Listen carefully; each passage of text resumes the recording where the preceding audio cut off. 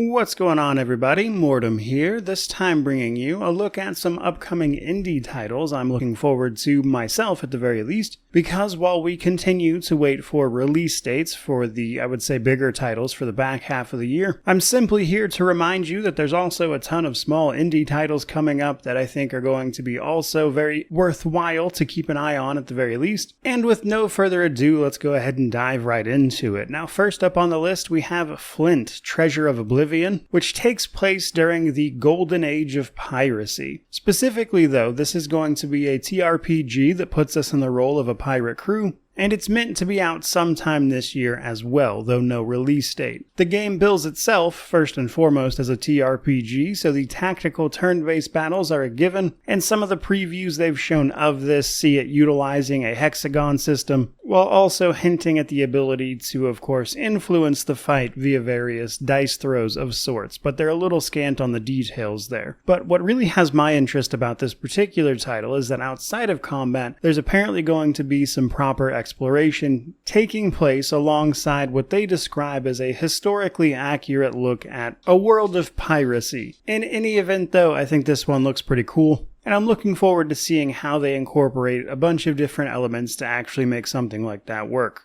Next up, however, we then have Swordhaven, Iron Conspiracy. This is an upcoming CRPG from the developers behind Adam RPG, which was a very Fallout-inspired look at a post-apocalypse, but now they are branching out into the fantasy world with Swordhaven. This one seemingly a little more inspired by the likes of, say, Baldur's Gate. Now, they did have a successful Kickstarter for this particular game, and full disclosure, that is something that I personally backed. And it's through that they still have a demo available up on Steam if you'd like to try this one out for yourself a little bit and see what they have planned. But given that it's a CRPG from developers who have made a CRPG before, even if it was a little rough around the edges and an indie title, certainly has my attention. And from the early look I've taken at Swordhaven, they certainly seem to understand the fundamentals of what make a game like that interesting. So in this case, as always, I'm excited for another CRPG to play, but moreover, I'm also looking forward to seeing how the Adam team has themselves developed as a developer. Third up, we have a very interesting title from 11-Bit Studios, an indie publisher and sometimes developer themselves. For instance, they published the recent title Indica that I covered on the channel, but in general, they're involved with a lot of great indie titles, so whenever they do much of anything, it certainly has my attention at the very least, which is why I decided to try out The Alters. The Alters puts us in the role of someone sent out into space to work on a mining operation, only for things to go wrong and them to be left stranded and alone, and in order to sort of get a crew up and running so they can properly man the ship they are on, to hopefully find the way home, you're forced to use the special resource that you're looking for in order to make clones of yourself. And then from here, these clones will both, of course, perform the roles you need them to perform, but also have thoughts, personalities, and opinions all their own, so you'll have to manage them effectively as companions in order to make them do the things you need them to do, which is obviously a bit bizarre because you're effectively talking to different facets of yourself, and I got a chance to try this as part of the demo they put out for the recent Steam Next Fest, and it was honestly a very trippy, interesting game, and while at its core it's still a pretty basic survival craft title, at least from what I played of that demo, that very simple take on all these companions being clones of yourself and having to manage them while also putting them to work really was a very novel, interesting idea, and I'm very curious to see how that pans out, which is why I'll definitely be taking a look at this one, which is also supposed to be set to release sometime this year, though we'll simply have to wait and see when. Second to last, we have a game that is a little bit farther out with Sumerian 6. This is a stealth strategy title from Artificer. Artificer was behind a really great CRPG that I played last year called Showgunners.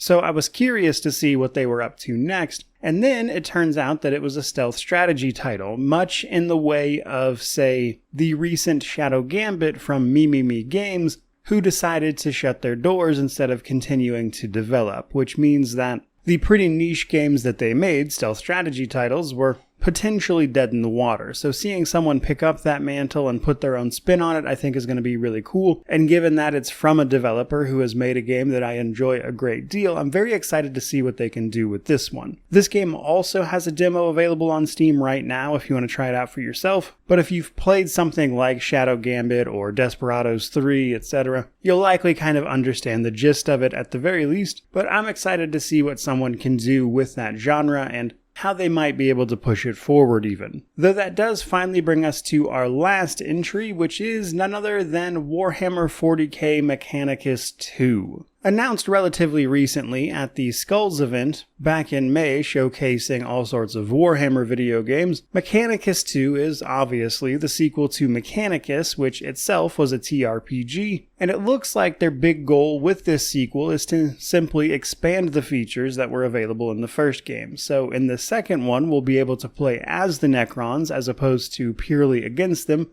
via the Mechanicus. Here we'll have a choice. But even beyond that, they're clearly going to be trying to overhaul other mechanics at the same time. For instance, this time we'll control areas of the planet, and each of those territories will have its own garrison that we'll have to manage and assemble our forces for, which I think alongside the already pretty solid mechanics of the original title, if refined and improved, could make for a really fantastic TRPG, which I can honestly say at this point I think is a genre that Warhammer 40k in particular seems almost custom designed for, which is probably not a huge surprise given that its main thing is the war game, of course. But simply put, I liked Mechanicus when I played through it, though it was a little short on content, and this game, looking to expand what that core game was all about, certainly seems like a winning combination, and I'm excited to see what they can do with it, which is obviously what it's doing on this list. Though obviously that does bring us to the end of this particular list, which I certainly hope you enjoyed. Now this was hardly meant to be exhaustive or anything. There's plenty of other indie titles upcoming that I've actually mentioned previously, such as New Arc Line, and thus didn't feel the need to add to it here. But in spite of that, I would love to hear about any upcoming indie titles you yourself are particularly interested in, which